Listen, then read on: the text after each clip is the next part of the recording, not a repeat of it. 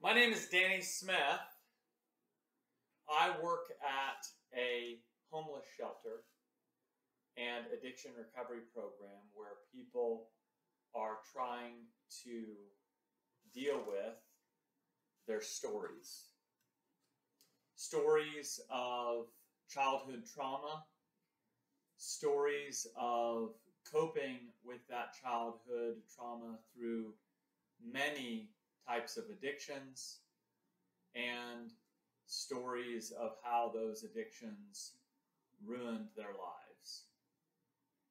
How do we put the pieces of our stories back together? In the same way, you who are listening to this, we also have our own stories. Often similar stories, stories of pain, stories of problems, and stories of trying to put the pieces of our lives back together. And in the same way, the gospel of Jesus Christ is not just something that he spoke, but the gospel of Jesus Christ is primarily a story. It is a story for us to tell, but it is also a story for us to join with the pieces of our broken stories into his broken story, so that our story can, with Jesus, rise from the dead. Today, I am going to share with you the story of Jesus' final days, the story of Jesus' climactic days, 3 days, if you will. And it is also a time for us to remember that story as we tell it. But telling the story, even memorizing the story, is the easy part. The hard part is actually joining the story, is actually following him, like he said, to his death, so that our story also can rise from the dead. But the story that Jesus tells is not a story that started with him 2,000 years ago, but it's a story that he spoke about that was from even over 1,000 years before him. You see, Jesus joins his own story to the people of Israel's story. And so in Luke 22, we read, "The festival of unleavened bread called Passover was approaching. The chief priests and the legal experts were looking for a way to kill Jesus because they were afraid of the people. Then Satan entered Judas, called Iscariot, who was one of the 12. He went out and discussed with the chief priests and the officers of the temple guard how he could hand Jesus over to them. They were delighted and arranged payment for him. He agreed and began looking for an opportunity to hand Jesus over to them, a time when the crowds would be absent. The day of unleavened bread arrived, when the Passover had to be sacrificed. Jesus sent Peter and John with this task: "Go and prepare for us to eat the Passover meal." They said to him, "Where do you want us to prepare it?" Jesus replied, "When you enter the city, a man carrying a water jar will meet you. Follow him to the house he enters. Say to the owner of the house, 'The teacher says to you, where is the guest room where I can eat the Passover meal with my disciples?' He will show you a large upstairs room already furnished. Make preparations there." They went and found everything just as he told them, and they prepared the Passover meal. When the time came, Jesus took his place at the table, and the apostles joined him. He said to them, "I have earnestly desired to eat this Passover with you before I suffer. I tell you, I won't eat it until it is fulfilled in God's kingdom." After taking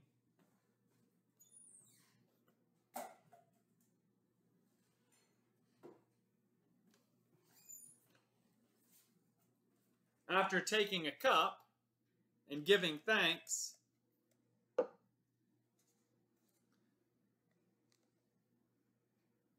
he said, "Take this and share it among yourselves.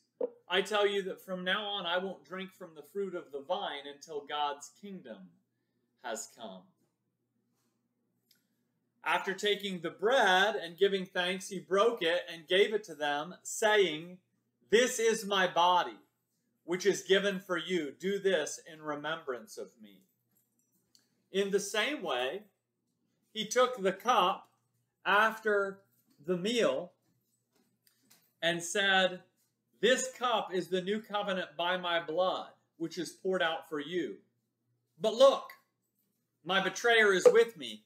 His hand is on this table. The human one goes just as it has been determined, but how terrible it is for that person who betrays him."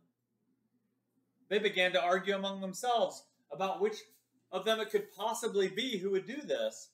An argument broke out among the apostles about which one of them should be regarded as the greatest. But Jesus said to them, "The kings of the Gentiles rule over their subjects, and those in authority over them are called friends of the people. But that's not the way it will be with you. Instead, the greatest among you must become like a person of lower status, and the leader like a servant." So which one is greater? The one who is seated at the table or the one who serves at the table? Isn't it the one who is seated at the table? But I am among you as one who serves. You are the ones who have continued with me in my trials. And I confer royal power on you, just as my Father granted royal power to me. Thus you will eat and drink at my table in my kingdom, and you will sit on thrones overseeing the 12 tribes of Israel. Simon, Simon, look, Satan has asserted the right to sift you all like wheat. However, I have prayed for you that your faith won't fail. When you have returned, strengthen your brothers and sisters. Peter responded, "Lord, I'm ready to go with you both to prison and to death."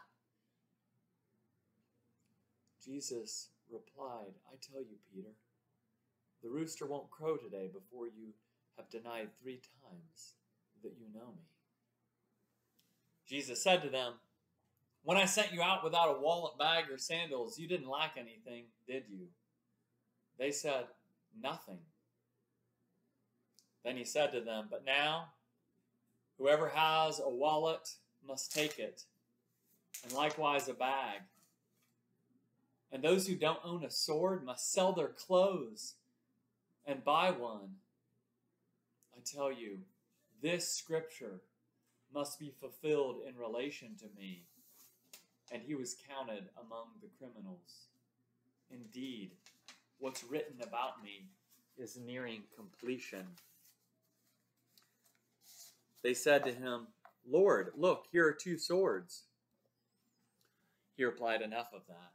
Jesus left and made his way to the Mount of Olives, as was his custom. And the disciples followed him. When he arrived, he said to them, "Pray that you won't give in to temptation." He withdrew from them about a stone's throw, knelt down and prayed. He said, "Father, if it's your will, take this cup of suffering away from me. However, not my will, but your will must be done."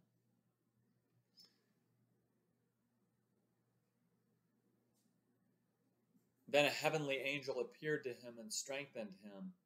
He was in anguish and prayed even more earnestly. His sweat became like drops of blood falling on the ground.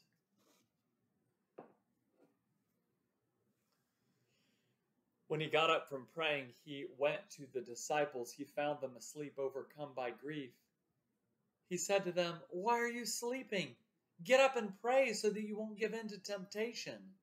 While Jesus was still speaking, a crowd appeared, and the one called Judas, one of the 12, was leading them. He approached Jesus to kiss him.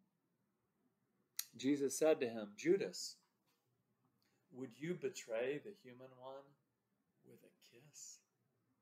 When those around him recognized what was about to happen, they said, "Lord, should we fight with our swords?" One of them struck the high priest's servant, cutting off his right ear. Jesus responded, "Stop, no more of this." He touched the slave's ear and healed him. Then Jesus said to the chief priests, the officers of the temple guard, and the elders who had come to get him, "Have you come with swords and clubs to arrest me as though I were a thief? Day after day I was with you in the temple, but you didn't arrest me. But this is your time, when darkness rules." After they arrested Jesus, they led him away and brought him to the high priest's house. Peter followed from a distance. When they lit a fire in the middle of the courtyard and sat down together, Peter sat among them. Then a servant woman saw Peter sitting in the firelight. She stared at him and said, "This man was with him too." But Peter denied it, saying, "Woman, I don't know him." A little while later, someone else saw him and said, "You are one of them too." But Peter said, "Man, I'm not." An hour or so later, someone else insisted, "This man must have been with him, because he's a Galilean too." Peter responded, "Man, I don't know what you're talking about." At that very moment, while he was still speaking, a rooster crowed. The Lord turned and looked straight at Peter. And Peter remembered the Lord's words, "Before a rooster crows today, you will deny me 3 times." And Peter went out and cried uncontrollably. The men who were holding Jesus in custody taunted him while they beat him. They blindfolded him and asked him repeatedly, "Prophesy, who hit you?" As morning came, the elders of the people, both chief priests and legal experts, came together, and Jesus was brought before their council. They said, "If you are the Christ, tell us." He answered, "If I tell you, you won't believe. And if I ask you a question, you won't answer. But from now on, the human one will be seated on the right side of the power of God." They all said, "Are you God's son then?" He replied, "You say that I am." Then they said, "Why do we need further testimony? We've heard it from his own lips." The whole assembly got up and led Jesus to Pilate and began to accuse him. They said, "We have found this man misleading our people, opposing the payment of taxes to Caesar, and claiming to be the Christ, a king." Pilate asked him, "Are you the king of the Jews?" Jesus replied, "That's what you say." Then Pilate said to the chief priests and the crowds, "I find no legal basis for charges against this man." But they objected strenuously, saying, "He agitates the people with his teaching throughout Judea, starting from Galilee all the way here." Hearing this, Pilate asked if the man was a Galilean. When he learned that Jesus was from Herod's district, Pilate sent him to Herod, who was also in Jerusalem at that time. Herod was very glad to see Jesus, for he had heard about Jesus and had wanted to see him for quite some time. He was hoping to see Jesus perform some sign. Herod questioned Jesus at length, but Jesus didn't respond to him. The chief priests and the legal experts were there, fiercely accusing Jesus. Pilate and his soldiers treated Herod and his soldiers treated Jesus with contempt. Herod mocked him by dressing Jesus up in elegant clothes and sending him back to Pilate. Pilate and Herod became friends with each other that day. Before this, they had been enemies. Then Pilate called together the chief priests and the rulers of the people. "You brought this man before me as one who is misleading the people. I have questioned him in your presence and found nothing in this man's conduct that provides a legal basis for the charges you have brought against him. Neither did Herod, because Herod returned him to us. He's done nothing that deserves death. Therefore, I'll have him whipped, then let him go. But with one voice they shouted, away with this man! Release Barabbas to us! Barabbas had been thrown into prison because of a riot that had occurred in the city and for murder. Pilate addressed them again because he wanted to release Jesus. They kept shouting out, crucify him! Crucify him! For the third time, Pilate said to them, why? What wrong has he done? I found no legal basis for the death penalty in his case. Therefore, I will have him whipped, then let him go. But they were adamant, shouting their demand that Jesus be crucified. Their voices won out. Pilate issued his decision to grant their request. He released the one they asked for, who had been thrown into prison because of a riot and murder, but he handed Jesus over to their will. As they led Jesus away, they grabbed Simon, a man from Cyrene who was coming in from the countryside. They put the cross on his back and made him carry it behind Jesus. A huge crowd of people followed Jesus, including women who were mourning and wailing for him. Jesus turned to the women and said, daughters of Jerusalem, don't cry for me. Rather, cry for yourselves and your children. The time will come when they will say, happy are those who are unable to become pregnant, the wombs that never gave birth, and the breasts that never nursed a child. Then they will say to the mountains, fall on us, and to the hills, cover us, if they do these things while the tree is green. What will happen when it is dry? They also led 2 other criminals to be executed with Jesus. When they arrived at the place called the Skull, they crucified him along with the criminals, one on his right and the other on his left. Jesus said, Father, forgive them, for they don't know what they're doing. They drew lots as a way of dividing up his clothing. The people were standing around watching, but the leaders sneered at him. He saved others. Let him save himself. But the leaders sneered at him, saying, he saved others. Let him save himself if he really is the Christ sent from God, the chosen one. The soldiers also mocked him. They came up to him and offering him sour wine and saying, if you really are the king of the Jews, save yourself. One of the criminals hanging next to Jesus insulted him. Aren't you the Christ? Save yourself and us. Responding, the other criminal spoke harshly to him. Don't you fear God, seeing that you've also been sentenced to die?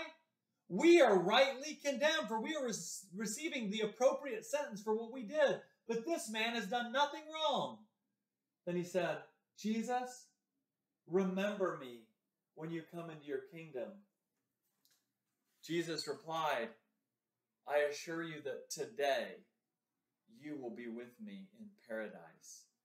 It was now about noon, and darkness covered the whole earth until about 3 o'clock while the sun stopped shining. Then the curtain in the sanctuary tore down the middle. Crying out in a loud voice, Jesus said, Father, into your hands I entrust my life. After he said this, he breathed for the last time.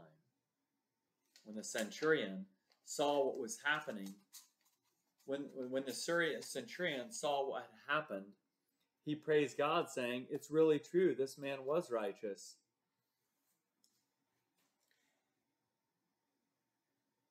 All the crowds who had come together to see this event returned to their homes, beating their chests after seeing what had happened. And everyone who knew him, including the women who had followed him from Galilee, stood at a distance observing these things. Now there was a man named Joseph, who was a member of the council. He was a good and righteous man. He hadn't agreed with the plan and actions of the council. He was from the Jewish city of Arimathea and eagerly anticipated God's kingdom. This man went to Pilate and asked for Jesus' body. Taking it down, he wrapped it in a linen cloth and laid it in a tomb carved out of the rock in which no one had ever been buried. It was preparation day for the Sabbath, and the Sabbath was quickly approaching. The women who had come with Jesus from Galilee followed Joseph. They saw the tomb and how Jesus' body was laid in it, then went away and prepared fragrant spices and perfumed oils. They rested on the Sabbath in keeping with the commandment. Very early in the morning, on the first day of the week, the women went to the tomb, bringing the fragrant spices they had prepared. They found the stone rolled away from the tomb. But when they went in, they didn't find the body of the Lord Jesus. They didn't know what to make of this. Suddenly, two men were standing beside them in gleaming bright clothing. The women were frightened and bowed their faces toward the ground. But the men said to them, "Why do you look for the living among the dead? He isn't here, but has been raised. Remember what he told you while he was still in Galilee, that the human one must be handed over to sinners, be crucified, and on the third day rise again." Then they remembered his words. When they returned from the tomb, they reported all these things to the 11 and to all the others. It was Mary Magdalene, Joanna, Mary the mother of James, and the other women with them who told these things to the apostles. Their words struck the apostles as nonsense, and they didn't believe the women. But Peter ran to the tomb.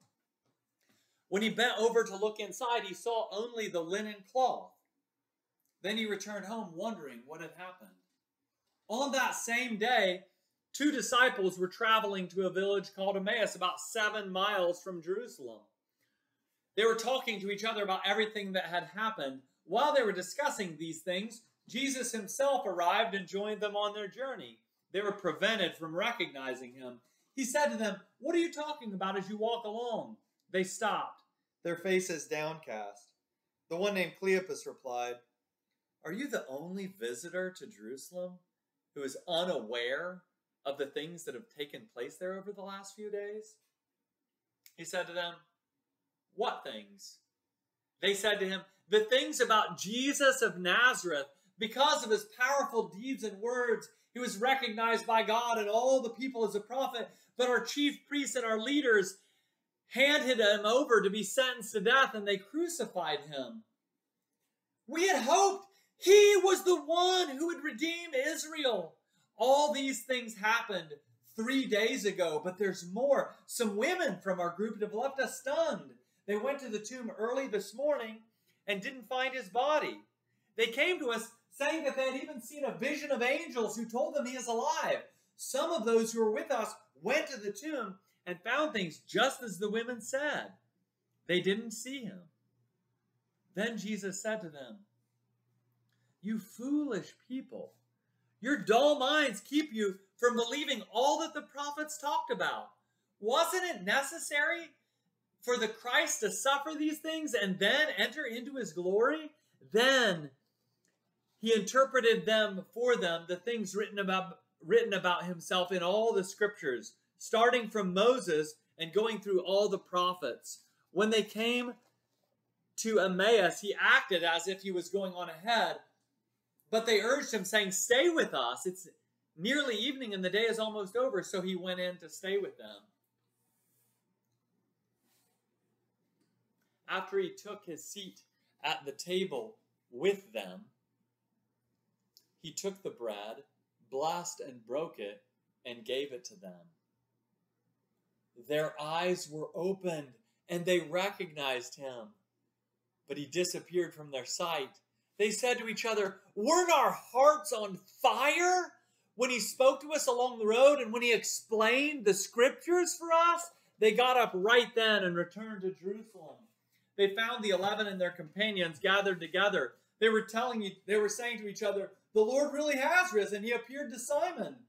Then the 2 disciples described what had happened along the road and how Jesus had been made known to them as he broke the bread. While they were saying these things, Jesus himself stood among them and said, "Peace be with you." They were terrified and afraid. They thought they were seeing a ghost. He said to them, "Why are you startled? Why are doubts arising in your hearts?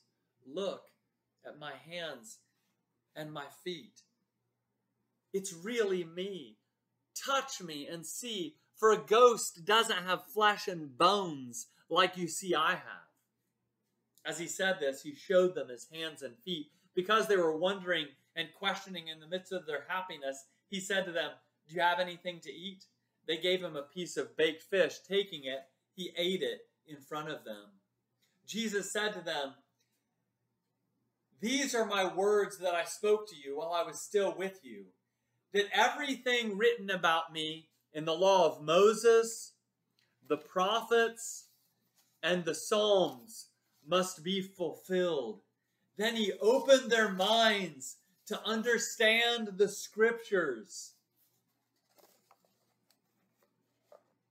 He said to them, "This is what is written. The Christ will suffer and rise from the dead on the third day, and a change of heart and life for the forgiveness of sins must be preached in his name to all nations, beginning from Jerusalem. You are witnesses of these things. Look, I'm sending to you what my Father promised, but you are to stay in the city until you have been furnished with heavenly power." He led them out as far as Bethany, where he lifted his hands and blessed them. As he blessed them, he left them and was taken up to heaven. They worshipped him and returned to Jerusalem overwhelmed with joy. And they were continuously in the temple, praising God. What I want to ask you, now that I've finished reciting for us chapters 22, 23, and 24 of Luke in the Common English Bible, how, through this story, do you feel Jesus calling you to join him in his story? How do you feel him calling you? As you think about that, I want to remind you that if you, like the disciples, feel like following him often results in failure, whether it's denying him, not understanding how the ancient scriptures are connected to him, or whatever, or not believing, I want to remind you that Jesus in the story, even in this story, always seems to be coming back and drawing us back to himself. So as we attempt to allow the broken pieces of our story join him in his story, as we follow him to the cross, come what may, knowing that resurrection makes us not have to have any fear of death, may we, if we fail, always remember that he's always circling back, always coming to find us again, to take us with him. Peace be with you.